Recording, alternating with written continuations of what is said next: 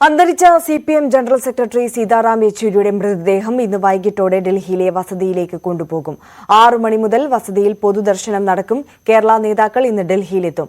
R Kiran Babu കൂടുതൽ വിവരങ്ങളുമായി news ഡെസ്കിൽ നിന്ന് ചേരുകയാണ്. കിരൺ, യെച്ചൂരിയുടെ മടക്കം അത് സിപിഐഎം പാർട്ടിക്കപ്പുറം രാജ്യത്തെ ജനാധിപത്യ മൂല്യങ്ങൾ സംരക്ഷിക്കുന്നതിന് വേണ്ടി പോരാടുന്ന എല്ലാവർക്കും ഉണ്ടാക്കുന്ന വലിയ നഷ്ടമാണ്.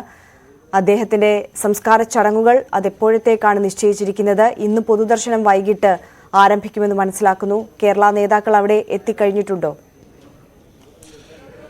തന്റെ ജീവിതം തന്നെ കമ്മ്യൂണിസ്റ്റ് പ്രസ്ഥാനത്തിന് വേണ്ടി വിട്ടു നൽകിയ സീതാറാം യെച്ചൂരി തന്റെ മൃതശരീരം എയിംസിലെ മെഡിക്കൽ വിദ്യാർത്ഥികൾക്ക് വിട്ടു നൽകാനുള്ള തീരുമാനമാണ്.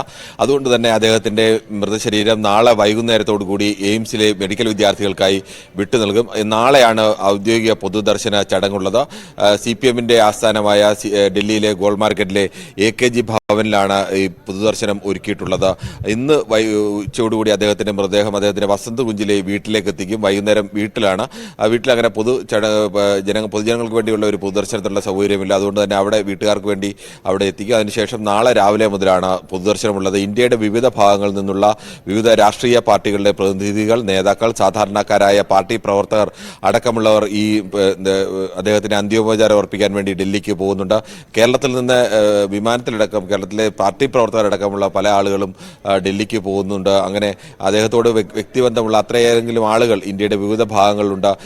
പ്രധാനപ്പെട്ട പാർട്ടികളുടെ എല്ലാം പ്രതിനിധികൾ അദ്ദേഹത്തിന് അന്തിമോപചാരം അർപ്പിക്കാനായി എത്തും. അതുകൊണ്ട് തന്നെയാണ് നാളെ എന്നുള്ള ഒരു തീയതി പെട്ടെന്ന് അങ്ങനെ എല്ലാ സംസ്ഥാനങ്ങളിൽ നിന്നും എല്ലാ നേതാക്കൾക്കും എത്തിച്ചേരാനുള്ള പ്രയാസം ഒക്കെ കണക്കിലെടുത്താണ് നാളെ എന്നുള്ള തീയതി തന്നെ പാർട്ടി തീരുമാനിച്ചത്. അങ്ങനെ ഇന്ത്യയിലെ ഒട്ടുമിക്ക സംസ്ഥാനങ്ങളിൽ നിന്നും എത്തേണ്ട പ്രധാനപ്പെട്ട നേതാക്കൾ അവരുടെ എല്ലാ സൗകര്യം കൂടി പ്രമാണിച്ചാണ് നാളെ വൈകുന്നേരത്തോടുകൂടി അദ്ദേഹത്തിന്റെ മൃതദേഹം എയിംസിലെ മെഡിക്കൽ വിദ്യാർത്ഥികൾക്ക് വേണ്ടി സമർപ്പിക്കും. നാളെയാണ് രാവിലെ മുതലാണ് അന്തിമോപചാരം അർപ്പിക്കാനായി സാധാരണക്കാർക്കും നേതാക്കൾക്കും എല്ലാം അവസരം ഒരുക്കിയിട്ടുള്ളത്.